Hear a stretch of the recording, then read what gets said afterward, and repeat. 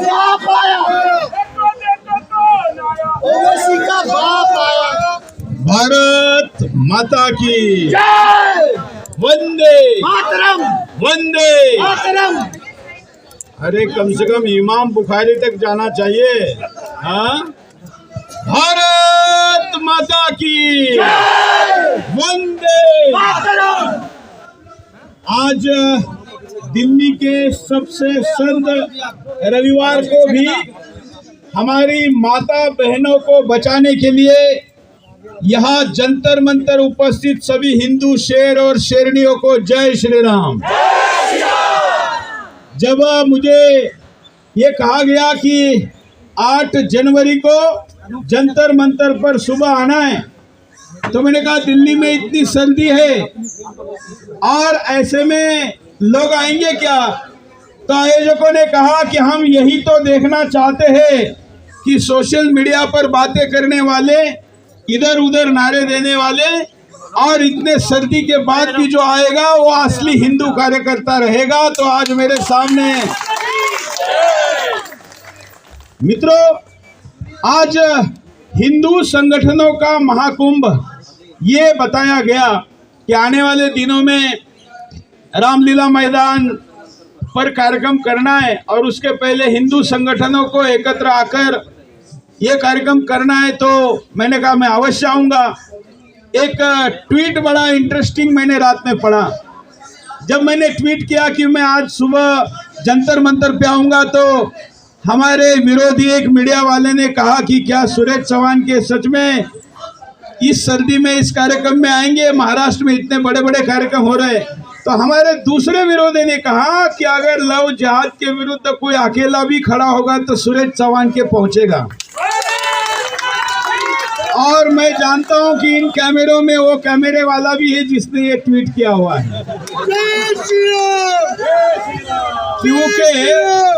क्योंकि कपिल सिब्बल जी ने कहा है कि अगर मेरा कहीं पर भाषण है तो उसका वीडियो और ट्रांसक्रिप्ट बनाकर मुझे दे दो, क्योंकि कल सर्वोच्च न्यायालय में देना है।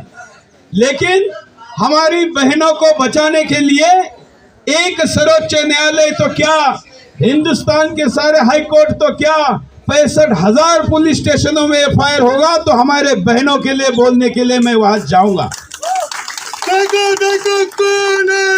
ये मुद्दा हमारी बहनों के, माताओं के, बेटियों के इज्जत का है। केवल हम कानून की मांग कर रहे हैं, लेकिन हमको अपनी बहनों को भी समझाना है कि आखिर आप आपको जन्म देने वाले माता पिता को, अपनी बहन को, अपने भाई को छोड़कर कोई जुम्मे के जुम्मे नहाने वाले के पास जा कैसी रही है? ये भी बताइए कि हमारे संस्कार कहाँ कम हो गए?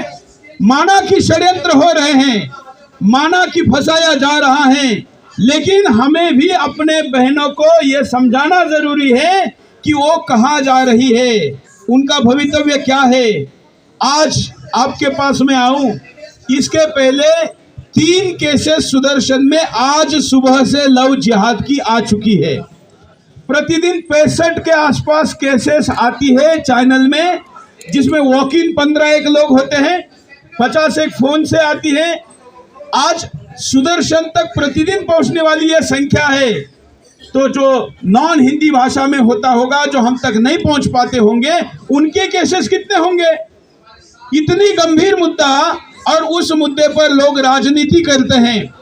हमें इस पर राष्ट्र नीति करनी है, धर्म नीति करनी है। और आज इसलिए विभिन्न हिंदू संगठनों के जो भाई बहन आज के इस कार्यक्रम में हैं, मेरा उनसे यह आग्रह है कि हम इस लड़ाई में संस्कारों के तरफ भी जोर दें। हम अपने कॉलेजेस में, महाविद्यालयों में, यूनिवर्सिटीज में, सार्वजनिक स्थानों पर आखिर लव जिहाद में कैसे फंसाया जाता है, इसकी भी जानकारी सार्वजनिक करें, बताएं कि क्या क्या होता है। और उससे भी ज़्यादा आपको यह बताना आवश्यक है कि अब तक हुए लव जिहाद के केसेस में सक्सेस रेशो क्या है और विफलता का रेशो क्या है।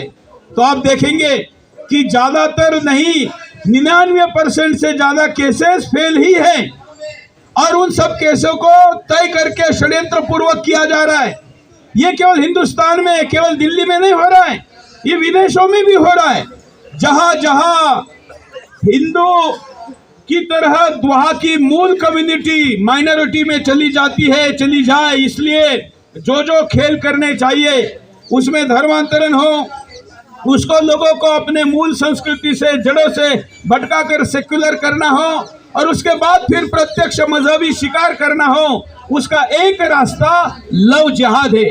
ये केवल मैं नहीं कह रहा हूं, इस वर्ष जो बीता वर्ष है 2022 का, उसमें विश्व में 156 देशों में चुनाव हुए, 156, उसमें से 123 देशों में वहां के किसी ना किसी राजनीतिक दल ने अपने यहाँ पर लव जिहाद के मुद्दे को अपने चुनावी एजेंडा बनाया था। 123, जिसमें हमारे बगल में हमारा ही भाई, छोटा भाई नेपाल भी है। और मैं आज आपको खुशखबरी देता हूं कि इस बार नेपाल के संसद में जीतकर आने वाले सभी के सभी 100% हिंदू है। हमने वहां कैंपेन चलाया कि आप किसी भी दल में रहो, किसी भी दल में रहो, लेकिन हिंदू रहो। वहां के वामपंथी माओवादियों के भी ध्यान में आ गया कि हम यूरोप के शिकार हो गए, चर्च के शिकार हो गए, लेकिन वहां जाग गए तो हम हिंदुस्तान के नेताओं को क्यों नहीं कहते। यहाँ पर भी ठीक है, राजनीतिक विरोध होगा, अलग अलग दलों में होंगे, लेकिन दल कोई भी हो आपका, लेकिन आपका धर्म क्या होना चाहिए? हिंदू धर्म में जिसमें आप है उसमें रहना चाहिए। मुसलमान किसी भी दल में जाता है तो भी क्या रहता है? मुसलमान रहता है। तो हिंदू जिस दल में जाता है वहां अपना धर्म क्यों छोड़ देता है? इसलिए अपने घरों में संस्कार, नेताओं को पार्टी की राजनीति करने के बजाय धर्म नीति, राष्ट्र नीति, इन मुद्दों का आग्रह के बाद हमको इस मुद्दे पर कानून के लिए लड़ाई लड़नी है।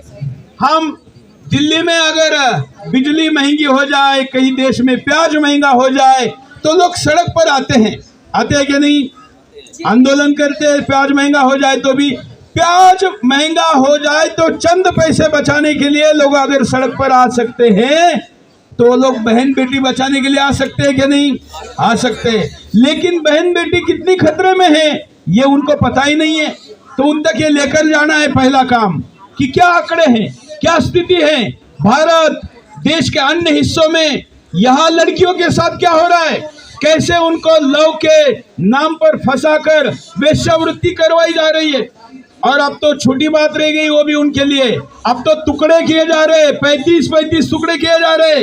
और ये केवल कोई आफ्ताब की एक घटना दिल्ली में नहीं घटी है, अभी देश में ऐसी घटनाएं लगातार रिपोर्ट हो रही है। इतने सारे मीडिया के मित्र खड़े हैं, भले हो किसी भी मीडिया हाउस से होंगे, हमसे सहमत नहीं होंगे, लेकिन आंकड़े से मुंह नहीं मोड़ सकते, ये फैक्ट है।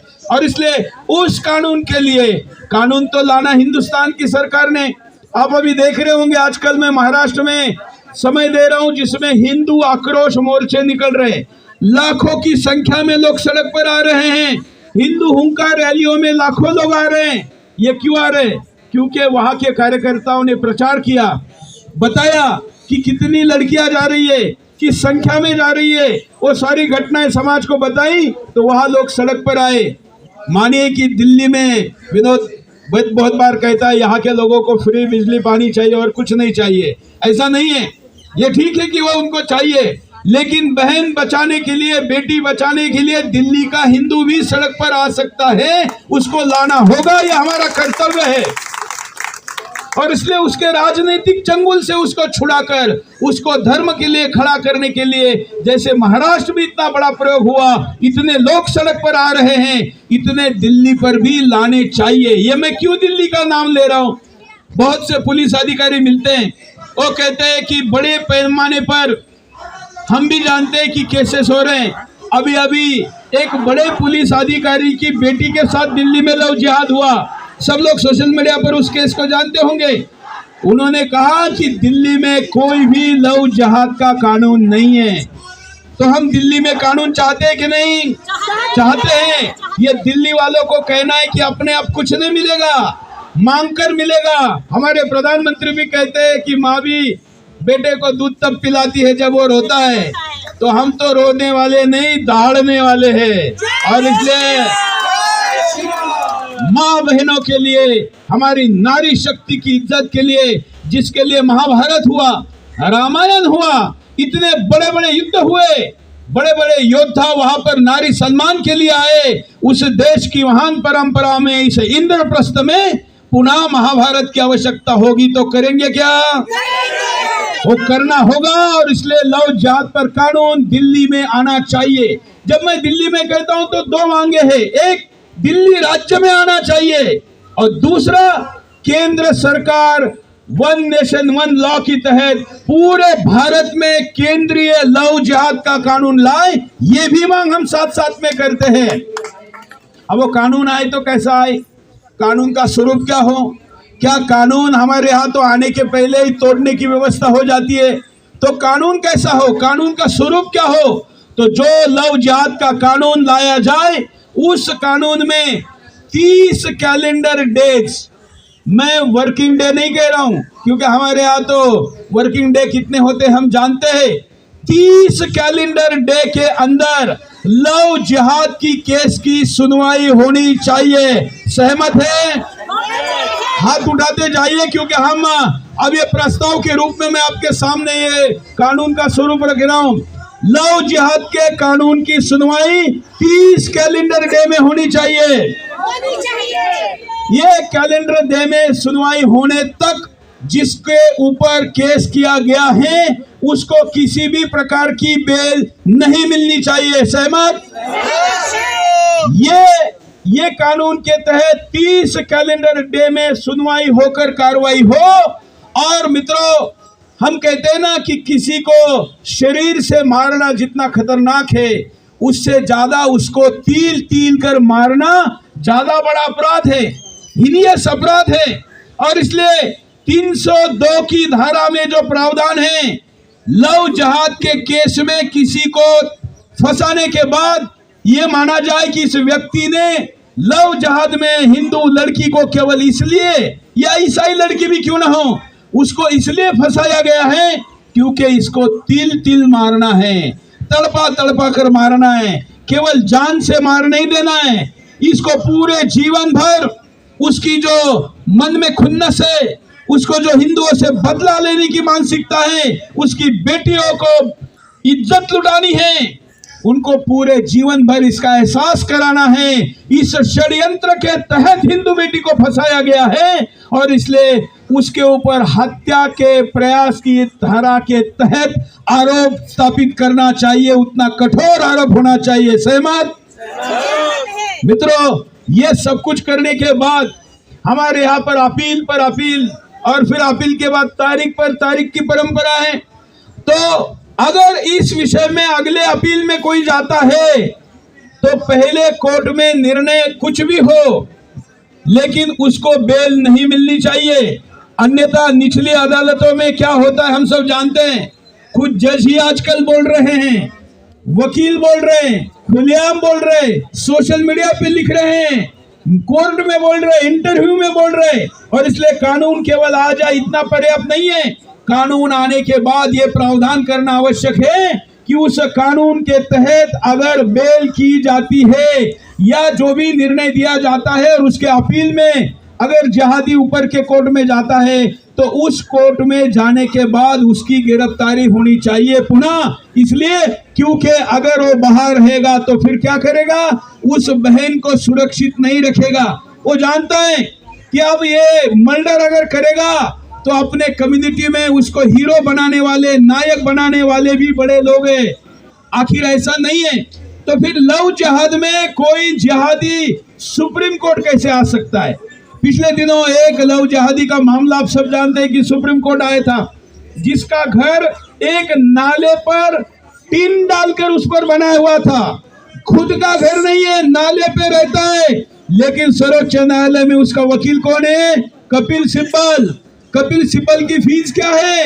एक अटेंडेंस की, एक बार पेश होने की 25-25 लाख रुपए।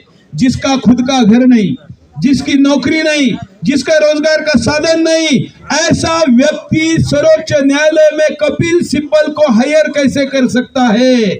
इसका मतलब इसके पीछे पैसे देने वाला कोई और है कि नहीं है?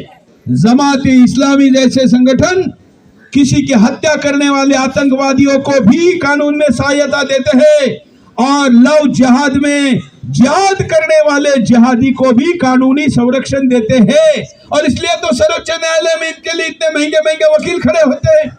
ऐसे ऐसे अखबारों में लॉबिंग होती है, पीआर एजेंसी लगाई जाती है, उनके द्वारा सोशल मीडिया में ट्रेंड चलवाया जाता है। ये सारा पैसे का खेल आखिर होता है तो कैसे होता है? इसके पीछे जो पेट्रोल डॉलर है वो भी है, ज़कात का पैसा है, मुल्ला मौलवी ने इसके लिए जो एकत्र फंड किया हुआ है वो है, वो सारे फंड का ये कमाल है। तो मैं दिल्ली में मुझे पता चला कि कई हजार जो मंदिर है, क्या हमारे सारे मंदिर इस लड़ाई में अगर कोई लॉबिंग करनी है, आर्थिक पैसे की आवश्यकता है तो वो एकत्र नहीं कर सकते? कर सकते। आखिर हिंदू रहेगा तो ही मंदिर रहेगा ना, अगर हिंदू ही नहीं रहेगा तो मंदिर रहेगा कैसे? और इसलिए मंदिर वालों, आपको भी जैसे मस्जिदों में पैसा एकत्र करके लव जिहाद को दिया जाता है, और मैं नहीं कह रहा हूं अकेला, अभी अभी मैंने एक चैनल पर, और हमारा विरोध करने वाले ही एनडीटीवी चैनल पर, झारखंड राज्य की पुलिस डीजीपी थी, रिटायर हुई अभी, वो बता रही थी कि उन्होंने अपने राज्य में डीजीपी रहते समय झारखंड में लव जिहाद को लेकर पूरा एक सर्वे किया। उसमें जो आंकड़े आए उसके अनुसार वो डीजीपी टीवी पर बोल रही है कि मस्जिदों में, मदरसों में और इनके धार्मिक संगठनों में ये सिस्टम बनी हुई है, कमेटी बनी हुई है, टीम बनी हुई है, और वो सब लोग मिलकर ऐसे लोगों को प्रोत्साहित करते हैं, उनको पैसे देते हैं, उनको बाइक देते हैं, लड़की भगा कर लाने पर उनको आश्रय की व्यवस्था देते हैं। अब जानते हैं दिल्ली में जो मिनी पाकिस्तान है, ये हरियाणा और यूपी से हिंदू लड़की को भगाकर लाने के बाद छुपने के सबसे बड़े ठिकाने हैं, क्योंकि वो नो गो जोन है, वहां पर पुलिस नहीं जा सकती। जहां दिल्ली पुलिस नहीं जा सकती वहां पर कोई हिंदू संगठन या हिंदू माता पिता अपनी बेटी को रेस्क्यू करने के लिए जा सकते हैं क्या? नहीं जा सकते। और इसलिए ऐसे स्थानों को चिन्हित करना, ऐसे हॉटस्पॉट की पहचान करना, उस हॉटस्पॉट्स पर विशेष सर्विलांस की व्यवस्था करना, वहां पर कैमरे लगाना, उन कैमरों के द्वारा फेस रिकॉग्नाइजेशन करना, और ये सारे इतनी ज्यादा बड़े पैमाने पर अगर गतिविधि नहीं की जाएगी तो फिर ऐसे अपराधियों को पकड़ने की संभावना भी नहीं रहेगी। और इसलिए ऐसे एक सख्त कानून की आवश्यकता दिल्ली में है। मैं दिल्ली के नागरिकों को, देखिए हर राज्य में, हर देश में राजधानी का विशेष महत्व है। किसी भी देश पर कोई आक्रमण करता है तो सबसे पहले राजधानी को कब्जा करने का प्रयास होता है। राजधानी को कब्जा इसलिए किया जाता है कि राजधानी जब कब्जा होती है तो देश काबिज हो गया, ऐसा हम मानते हैं, कोई भी मानता है। अभी अभी तालिबानियों ने भी अफगानिस्तान में क्या किया? काबुल पे कब्जा किया, इसलिए क्योंकि पूरे देश पर कब्जा ऐसा माना जाए। तो दिल्ली वालों, माना कि कुछ लालच होगी, माना कि हो कुछ ज्यादा उतनी कमिटमेंट नहीं होगी, लेकिन आप देश के राष्ट्रीय राजधानी में रहते हैं तो राजधानी के नागरिक के तौर पर आपके कुछ कर्तव्य भी है, और वो देश के अन्य नागरिकों से ज्यादा है। भगवान ने आपने दिल्ली में भेजा है, यहाँ का नागरिक बनाया है, इतनी सुख सुविधा मिल रही है, सुरक्षा मिल रही है, सब मिल रही है। तो देश की समस्याओं के प्रति जागरूक होना, उन समस्याओं के लिए देश के नागरिक के मन में चल रही खलबली का, उसके मदद में, हृदय में जो धधक रहा है, उस ज्वालामुखी का प्रतिनिधित्व करने का काम भी दिल्ली वालों का है। और वो दिल्ली वाले इस काम को करे, और दिल्ली में एक सख्त कानून दिल्ली प्रदेश के लिए भी आए और देश के राष्ट्रीय कानून के रूप में भी आए। इसके लिए देश भर से यहाँ पर लोग आए, ऐसी आवश्यकता पड़ेगी तो हम वो भी नारा देंगे। अभी महाराष्ट्र में हम जो बड़े बड़े मोर्चे कर रहे हैं, रैलीज करे, उसमें हम गुड़ी पाड़वा के बाद मुंबई में महारैला करने का घोषणा करने वाले हैं। उसके बाद फिर चलो दिल्ली की नारा देने की आवश्यकता पड़ेगी तो चलो दिल्ली का नारा भी देंगे। और नेताजी सुभाष चंद्र बोस जी ने, जिनकी जयंती अभी 23 तारीख को आ रही है, उन्होंने भी इस देश के स्वतंत्रता के लिए चलो दिल्ली का नारा दिया था। और क्या कहा था? तुम मुझे खून दो, मैं तुम्हें आजादी दूंगा। मैं केवल ये कह रहा हूं कि आप हमको समय दो, मैं आपकी बहन बेटी को सुरक्षा दूंगा। ये हिंदू संगठनों ने नारा देना है। कोई पैसा मत दीजिए, आपसे कोई पैसा नहीं चाहिए। आपसे केवल अगर कुछ चाहिए दिल्ली वालों, तो आपसे टाइम चाहिए, समय चाहिए। कहीं पर आंदोलन है तो वहां पर जाइए। आप स्टेज पर जाकर भाषण नहीं दे सकते तो साइड में खड़े हो जाइए।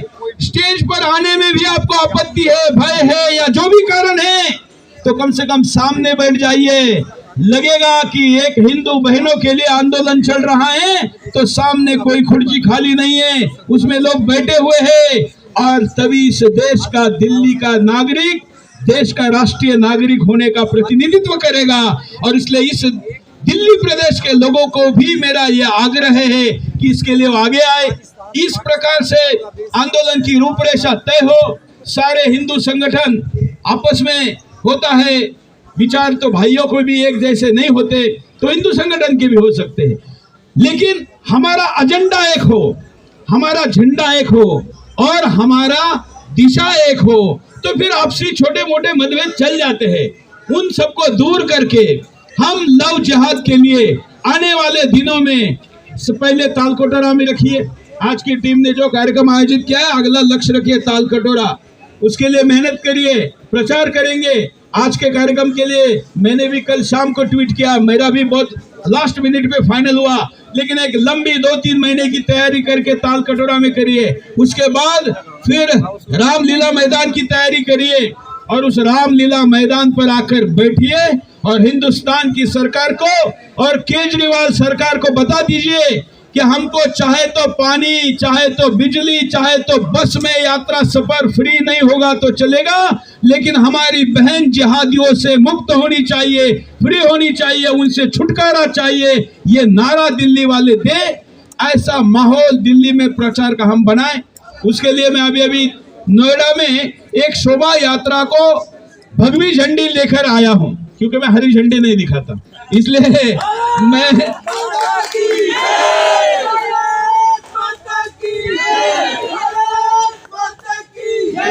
और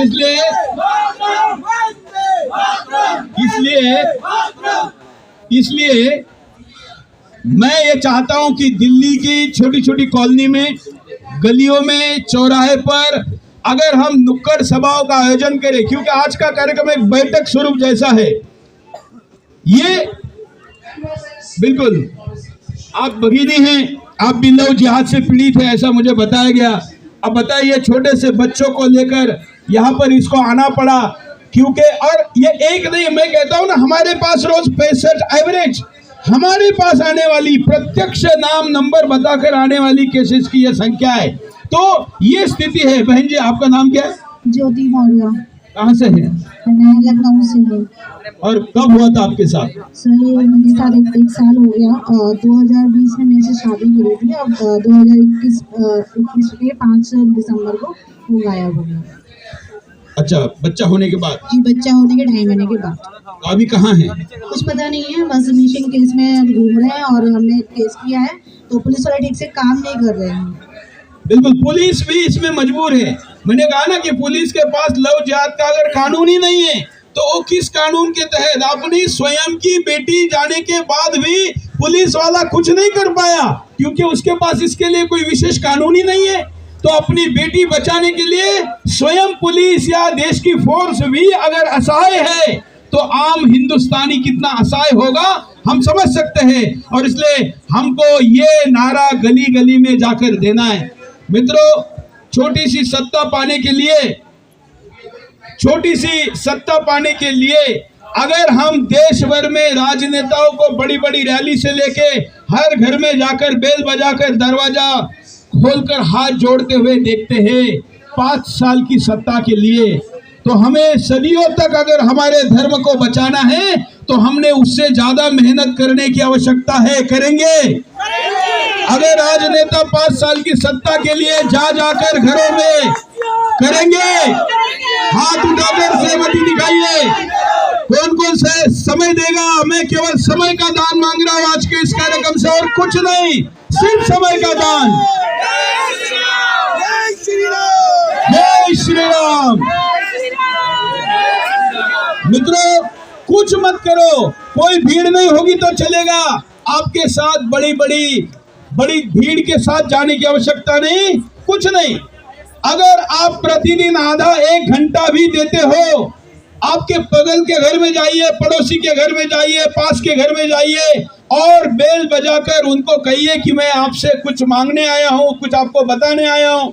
अगर वो परिवार आपको कहे दरवाजे में ही अंदर ना ले और दरवाजे में ही बात करे, तो भी वो ईगो का इश्यू मत बनाइए, वही खड़े हो जाइए और हाथ जोड़कर आपकी दरवाजा खोलने वाली अगर आपसे उम्र में बड़ी है तो पैर पड़कर उसको कहिए कि धर्म संकट में है, राष्ट्र संकट में है, हमारी बहन बेटियां संकट में है, उन पर आने वाला संकट लव जिहाद का क्या है, वो हर चीज एक्सप्लेन करिए।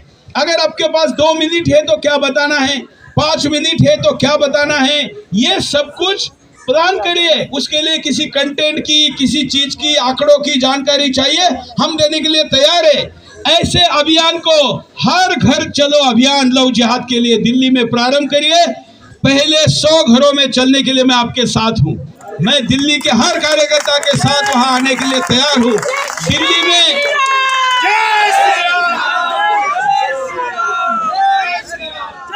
आजकल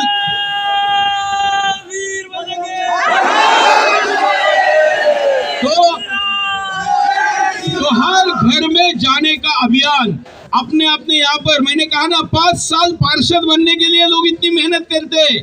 अरे 5 साल की सत्ता बचाने के लिए अगर इतनी मेहनत होती है तो धर्म बचाने के लिए उससे ज्यादा चाहिए कि नहीं चाहिए। और हमारे लोगों ने वो की, अरे घोड़े पर ही खाते थे, घोड़े पर ही सोते थे। सोचिए कितना बलिदान दिया। हम सब यहाँ पर जितने भी खड़े हैं, हो सकता है ये द वायर द प्रिंट वाले भी जो हो, उनके भी कोई पूर्वज होंगे ना, उन्होंने भी धर्म के लिए कभी ना कभी बलिदान दिया है।